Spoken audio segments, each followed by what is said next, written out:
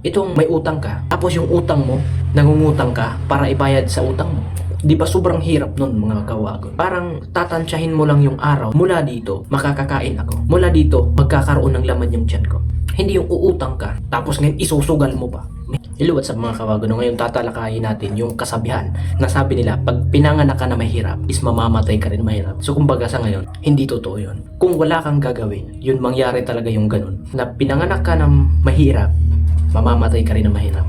Yun yung mahirap ngayon sa atin guys. Kasi ginagawa natin yung ginagawa pa rin ng mga ninuno natin, ng mga magulang natin, yung kahit yung mga kapitbahay natin na nagmamaritis doon, nagmamaritis dito, yan parang ang ginagawa nyo. Mas lalo talaga kayong mababaon sa hirap niyan. At saka ito pa mga kawagon, itong may utang ka, tapos yung utang mo, nangungutang ka para ibayad sa utang mo. Di ba sobrang hirap nun mga kawagon? Para sa akin, pero di ko alam sa kanila, sa inyo, kung yun ba ay maganda ba sa inyo. Pero kahit iisipin mo, ang hirap talaga na nangungutang ka para ipambayad mo sa utang. Mahirap yung ganun guys. Mahirap na mahirap. Kaya subukan yung wag umutang kahit anong gipit nyo sa buhay. Siguro kung umutang kayo, hindi naman yung, kundi yung uutang ka na para sa makakain ka lang. Parang tatansyahin mo lang yung araw, mula dito, makakakain ako. Mula dito, magkakaroon ng laman yung tiyan ko.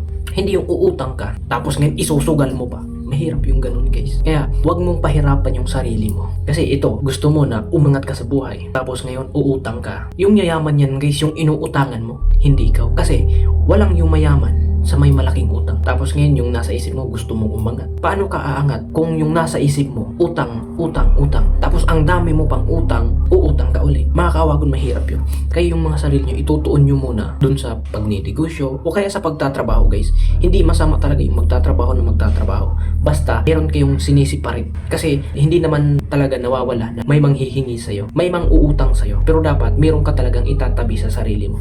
Pinagpaguran mo, tapos ipadala mo lahat sa mga magulang mo, sa mga kapatid mo. Pagdating ng araw na ikaw yung nangangailangan, tapos wala kang mahingan, yung mga kaibigan mo, kapatid mo, kamag-anak mo, walang-wala. Tapos ikaw, dahil sa kakapadala mo, walang-wala ka na rin. So lahat kayo, wala. Di ba walang mangyayari? So kaya guys, lahat naman ng manghihingi, mangungutang, isipin nyo muna kung ito ba ay karapat dapat ba kung uutang. Kailangan na kailangan ko ba talaga ito? At saka kung mangungutang kayo guys, iisipin nyo na mababayaran ko kaya ito. Kapag uutang kayo, kawawa naman yung inuutangan nyo. Kailangan nila yan. Kailangan nila yan. Dahil sila rin ay may damdamin na may puso, kawawa naman.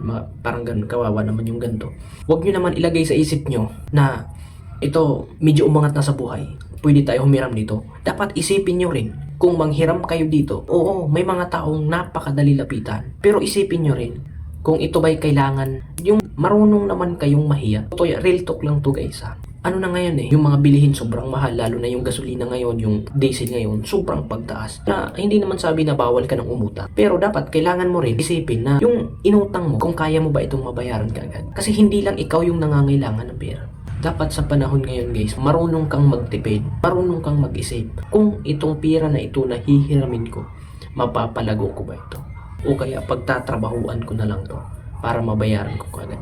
Hindi porkit na pinautang kayo, hahayaan nyo lang yung utang nyo na magtagal na magtagal na magtagal. Magpapasalamat nga kayo sa mga pinautang sa inyo walang tubo.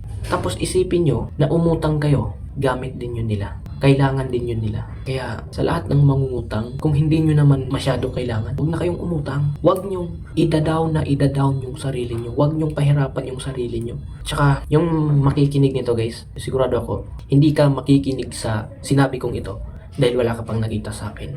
Kung kayo po ay gustong umasenso, huwag kayong mananatili dyan sa ginagalawan ninyo. Kung kayo ay gustong umangat sa buhay, huwag kayong mananatili kung ano yung ginagalawan nyo ngayon na hindi naman makakatulong sa inyo. Hindi porkit na mapira yung inuutangan mo, ilulubos-lubusin mo na. Hindi ka na mag-iisip kung kailan mo ito mababayaran. Mag-set ka ng date kung kailan mo ito mababayaran.